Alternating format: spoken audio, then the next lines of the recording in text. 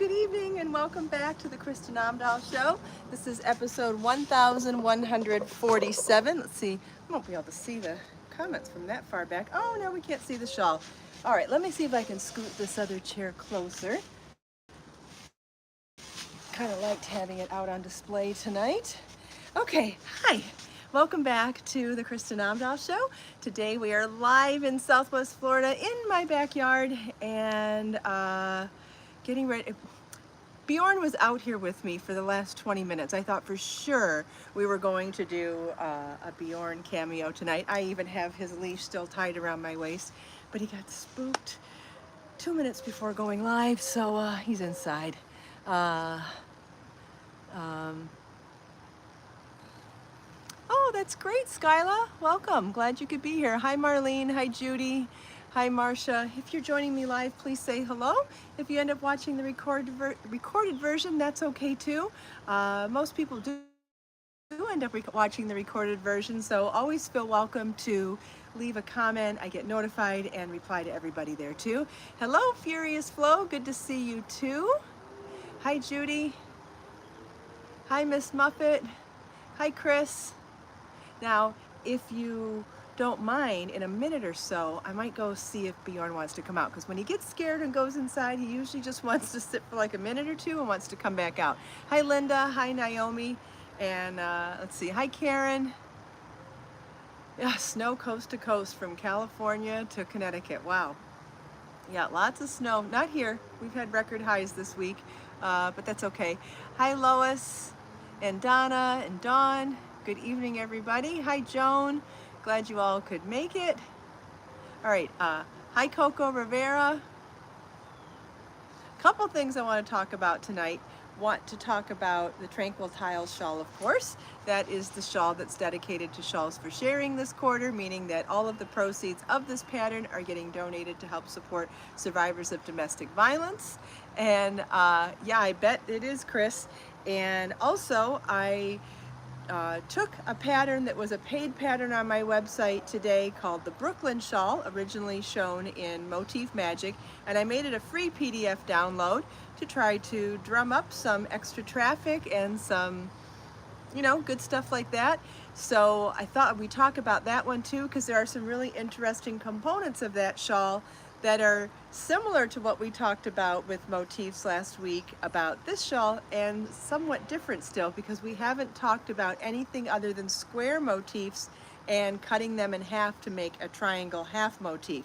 And in the pattern that I was going to mention tonight, the Brooklyn crochet motif shawl, it's not only a combination of motifs and rows of stitches which are deconstructed from the motif, which I also love to do, kind of like the Gigi Duster vest, only the shaping is done. Oh, thank you, Furious Flow. I'm very proud of Motif Magic. I love that book too. Thank you. Thank you, Marcia. And so this particular pattern is a top-down increasing shawl that combines motifs with rows of stitches. So in the rows of stitches, we're doing a double increase in the center and single increases on the sides, but it's where we place the joining for the motifs that can also create shaping, and that's what I'm going to show you on the board tonight. And it's just a whole different, and this would apply to this shawl if we did other shapes to create shaping too. We've talked about adding triangles to create shaping. Well, if you wanted to do increases in a square pattern, you could add pentagons or five-sided pieces to create shaping in that too. So we'll try to talk about a couple of those things. But if you don't mind indulging me, I'm gonna go see if Bjorn would still like to come out. It'll just take me a few seconds.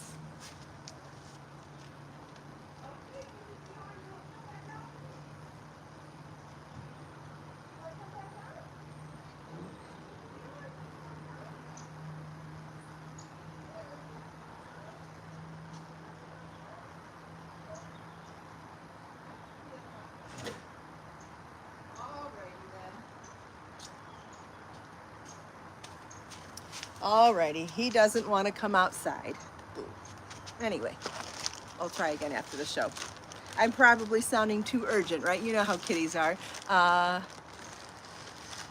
Let's see. Hi, Judy. Hi, Donna. Hi, Joe. Don't be sorry, it's okay. Okay, so first I'm going to draw the schematic for the Brooklyn crochet shawl, and if you don't already have it, it's a free PDF download on my website. Judy has just shared a link to it. Could I use which technique for a rectangular shawl? Which technique are you talking about, Lois? I mentioned a couple, so I don't know which one you mean. Okay, so doing a 6-sided motif. I'm going to draw them as circles for the original schematic here, okay?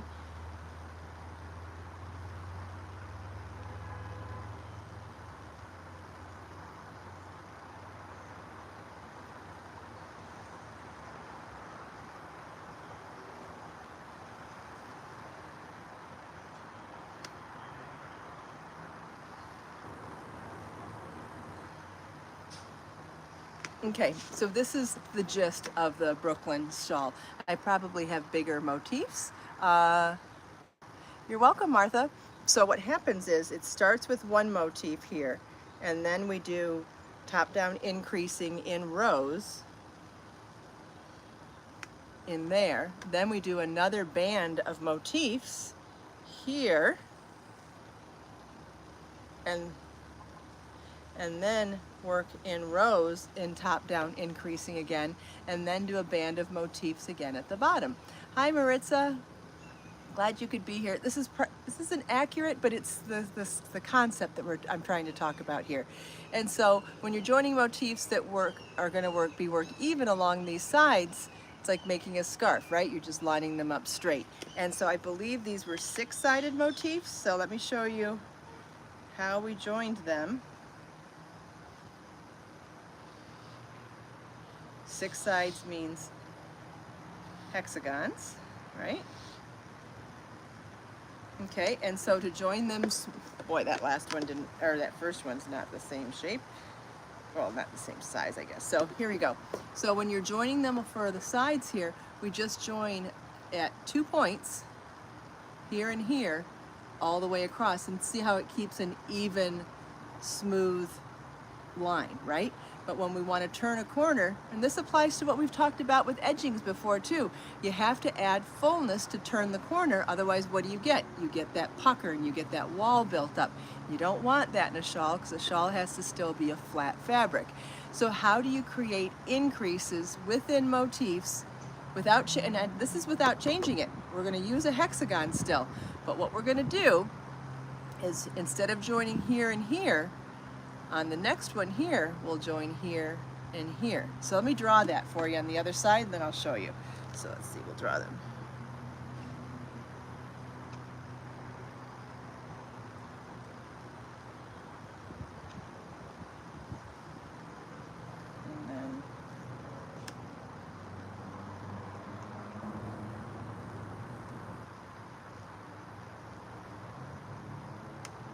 And then stop. Okay, and then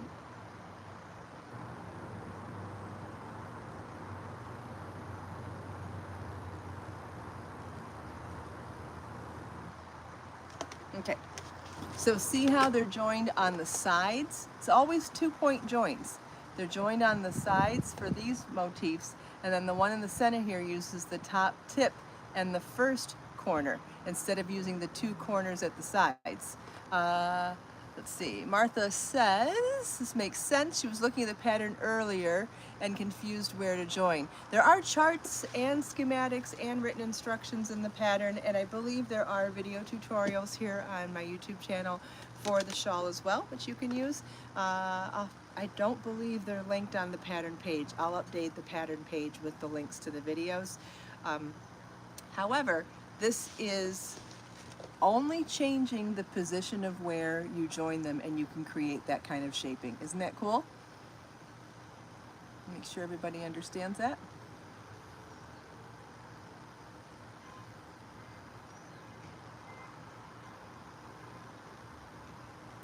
Yarning for Smile, that's great. Okay, and I did promise that we would tie this in with tranquil tiles. I want to show you how you can create some shaping by converting this one Bethany made the Brooklyn shawl. Wonderful, I'm so glad. I loved making that shawl. You know, that was one of those things where I had this concept in my head and I was like, I wonder if I could do this. And I'm so glad that my idea worked out. I wanted to combine shaping for a top-down increasing triangle with bands of motifs in combination with rows of stitches, like if you're just working rows to do top-down increasing. So it was a concept in my head and had no idea if I could make it work or not, and was really happy to see that shawl come to life because it was exactly what I wanted it to be. Okay, so now let's talk about how you could add fullness. Like, let's say you wanted to take this beautiful square motif and make a skirt. What if you wanted to make a skirt and you'd want some shaping in it, or you'd want to make a top with raglan shaping in the corners? Furious Flow has made the Delma. Those are three-dimensional flowers in that scarf in Motif Magic. Yeah, that's a really pretty one too.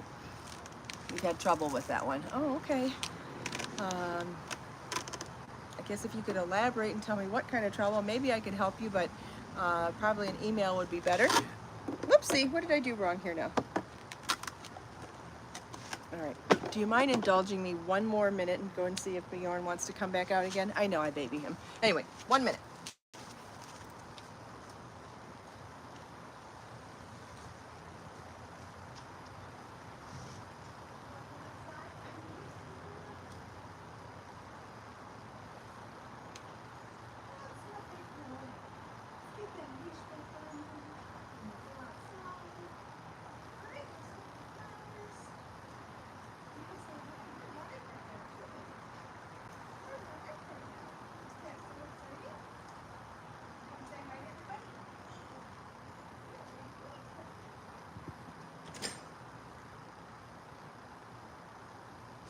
A special guest. I knew he'd want to come back out. We have a special guest.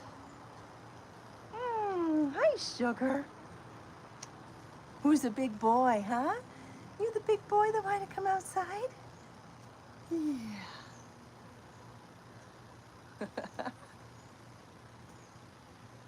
Okay, so what I was saying is that we're going to talk about the square motifs here, and I forget where I was talking the other day. You know that you can change the number of repeats in a motif to create different shapes. So a square is what? 4 repeats for 4 corners. If you wanted to make a pentagon 5-sided, you would do 5 repeats of the pattern in the motif. If you wanted to do a 6-sided motif, you could do 6 repeats instead of the 4 in it. So we could totally make hexagons, octagons, pentagons, any shape we want. Oh, we have woodpeckers in the tree. Can you hear the woodpecker up there? They're so pretty. They have red heads and then black and white polka dotted bodies. They're very pretty. Anyway, okay. Let's see. You can hear the woodpecker. Good. Yeah, Bjorn brings constant joy here too. Yes, I like giving you ideas, Miss Muffet, absolutely.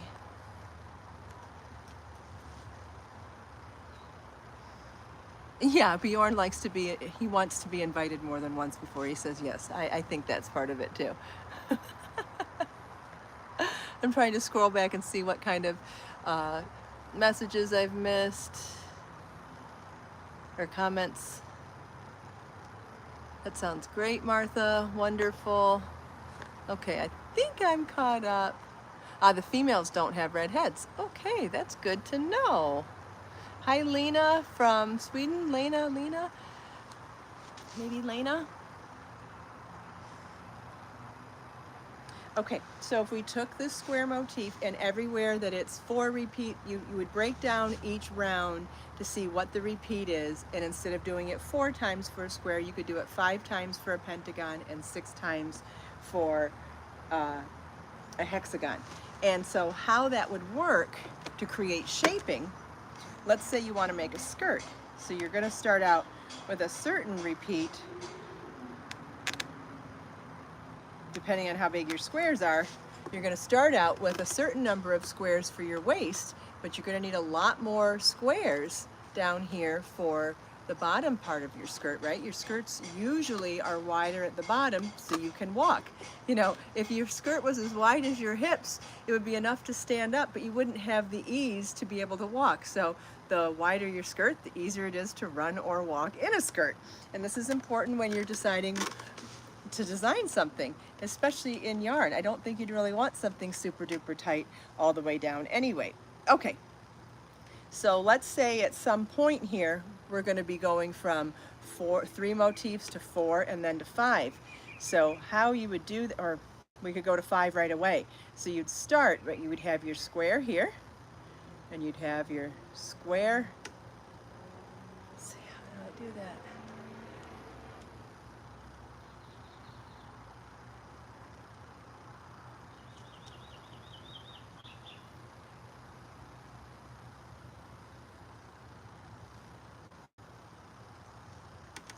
Okay, so does that make sense?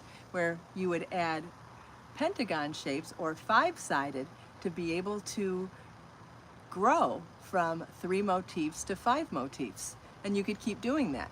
If you wanted 7 motifs on the next row, you could do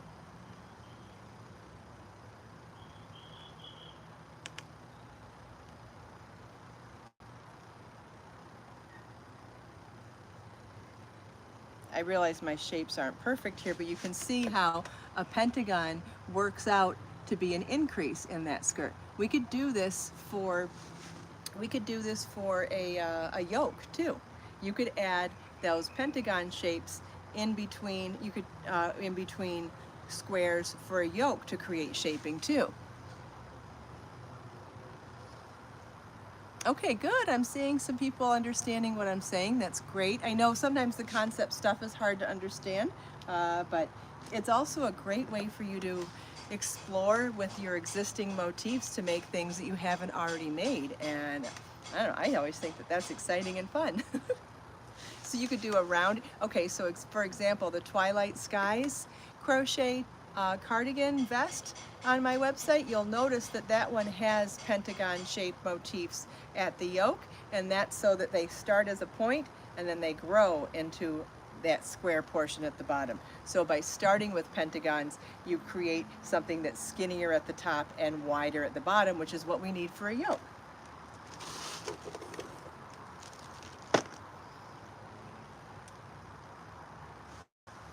Okay, this could also be done with triangles, right? So I've done that, oh gosh, I don't know what year it was, but one year I did a beautiful cream pullover for Interweave Crochet magazine, and it made it to it was the cover of the magazine for that issue, and it started with motifs along the yoke, and then it went to a Tunisian crochet fabric for the body, but the yokes for that, the motifs for that yoke were triangle and square versions of the same motif, meaning 3 repeats and 4 repeats to create the 3 corners or 4 corners.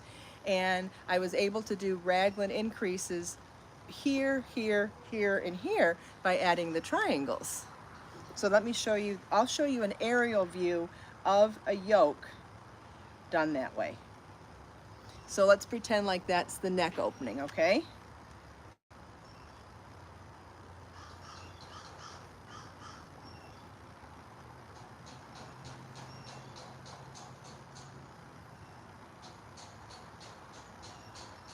Okay, so there's your squares. And so if you just add a triangle here, here, here, and here, you've got a raglan increase yoke done in motifs. Does that make sense?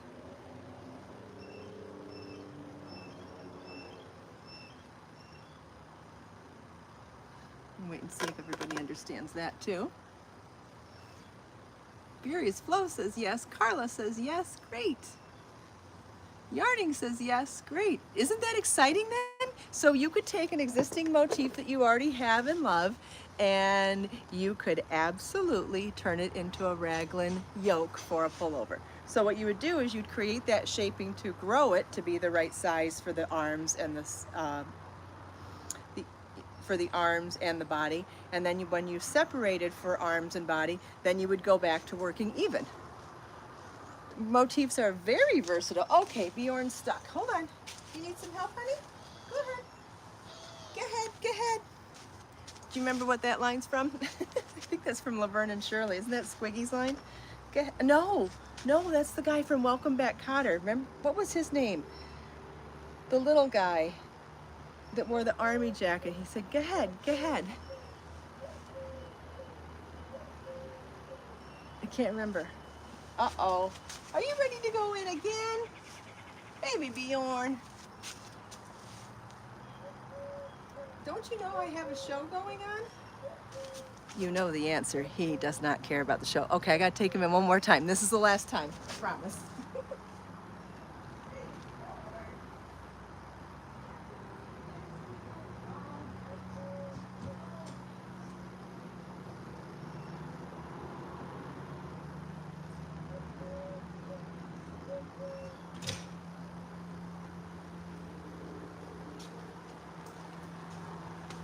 Okay, that's that. He's done. And the camera is in the sun glare now, so I'm gonna move it just a little bit so I can see better, maybe? Can I see better? It's real bright all of a sudden. Oh, Dawn's dogs are in and out all day long. Hi, Chrissy. Hi, Jeannie. Epstein, yes, that's who I mean, yes. Oh, I loved Welcome Back, Kotter. I love the theme song. I love the show. I love Vinnie Barbarino. I love the whole thing. So good. Hi, Chrissy. Glad you could join us. And Jeannie. Could you use the Brooklyn pattern for a rectangular pattern? Yes. I'm guessing you mean the Brooklyn motif and do an all-over pattern in the motif. That is a great question, and yes, we will talk about that next. I'm going to use my skirt. I'll wipe that down real quick. Okay, so the Brooklyn motif is a hexagon. There's different ways you can join hexagons for different types of fabrics. Can you see me still? The glare is really big here because the sun's right behind me, but can you guys see me okay still? I'll wait and see if anyone says yes or no. Thanks, Chrissy. Oh, you want to see some plant updates too? You won't believe how well my orchids are doing. I found better pots for them. I get so easily distracted, I'm sorry. Look at how well my orchids are doing. I bought them proper orchid pots. See the one on the left? It's actually growing out of the holes already, which I think is a good sign that he's taking to the new pot. And they all have buds. Look at how many buds are on this one. I have 2 stalks, both full of buds. That one has some new growth, no buds, but green leaves and new roots. It even has roots at the top, which I think is bizarre. And this one has 2 stalks with blossoms and buds as well. I am so happy about those. And look at this. Do you see my plumeria stalk from the old house? It's doubled in size. See where it has that little bend in it? That's how tall it was originally. And so it's doubled in size in the year that it's been transplanted here. You know, I don't even know why my orchids are doing well, Joe. Although I'll say one thing. I wonder if it's because I feed them regularly. I feed them this regularly, maybe once a week, once every 2 weeks. I don't understand why I do so well with orchids because we all know I'm not a super duper plant lady. I need to replant my spider plant. It's totally, and the roots are totally impacted in that pot. You can see there's new bud growth or new growth on this plumeria, and my pineapple is doing well now that I cut off the burn stuff. My cactus is not doing well. The other one has already died, so I'm not sure about that either. But, you know, I'm really happy about the orchids, though. Yeah, the orchids look happy and healthy, and lucky me. The sun's right on the camera now. Anyway, that's all right. Okay, we're going to go back to the hexagon. Anyway, we're going to talk about turning the Brooklyn motif into an all-over fabric. Okay, I love this dress too, Melanie. I swear I wear it every day. I can't believe it was only $14. I absolutely love it. Okay, so there's a couple of ways you can join hexagons. One would be to create more of a solid fabric without big holes, and that would be to join them in an offset formation like this. Okay, does that make sense? You could join them like that. All right, and then another way you could join them would be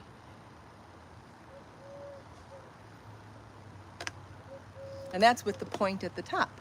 We could also join them offset like that with the points on the sides.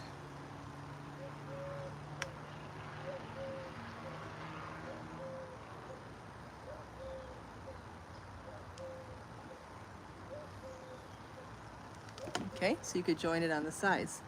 Oh, Jeannie, did you like the navy? I thought about getting the navy too. I ended up getting 2 black. I want another one still. I love them so much. I wear them every single day.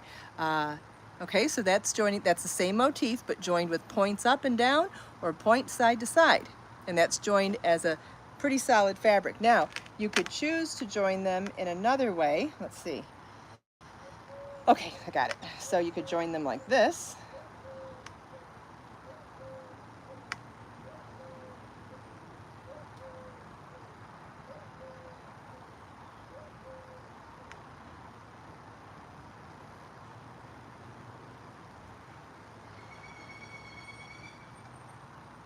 Okay, you could join them like that, tip to tip.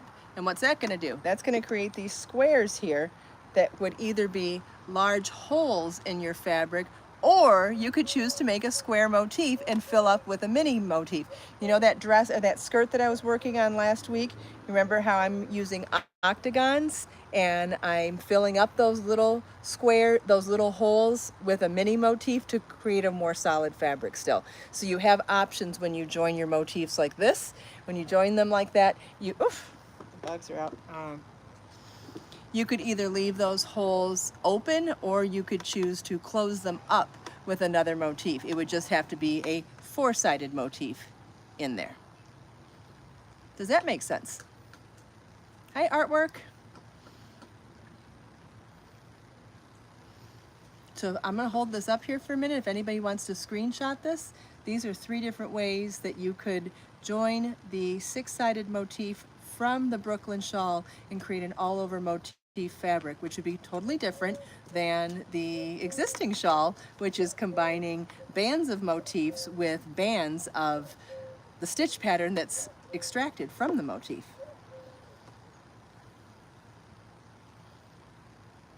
And don't forget, that's a free download on my website right now. So all you have to do is log into your account, add the pattern to your cart, enter your email address. It's free, so you don't have to add your credit card information. Just add your email address, and then it automatically goes into your account so you can access the pattern in your account. I mean, you get an email in the download like normal too, but you'll also have it in your account just like all the other paid PDF patterns, and so you have unlimited downloads and you have access to it 24/7 from any device. My hair looks crazy in this light too. Does anybody have any other questions, whether about the Tranquil tiles, the Brooklyn, or any of the concepts that we talked about today? Do you want me to go over any of this again? I could hold this up if you want to screenshot this as well. This is where we talked about combining shapes of motifs to create shaping in a skirt and also in a raglan yoke. Thanks, Jeannie. I'm glad you enjoy it. Yes, I agree, Jeannie. There's just not enough time.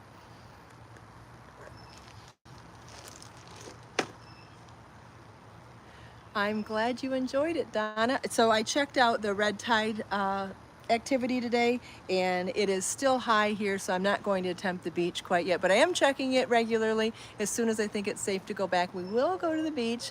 And I do want to apologize. I scheduled a podcast for tomorrow, but I had my dates mixed up. I forgot tomorrow was March 1st, and I have a big fundraising event that I'm catering with my chef on Friday, not Saturday, which means I start prepping tomorrow. So I have 2 whole prep days before the event day, and that starts tomorrow morning. And where we're doing it is an hour from here, so I might be taking Bjorn over to my mom's house tonight, just so that he's not alone for such long days, 3 days in a row.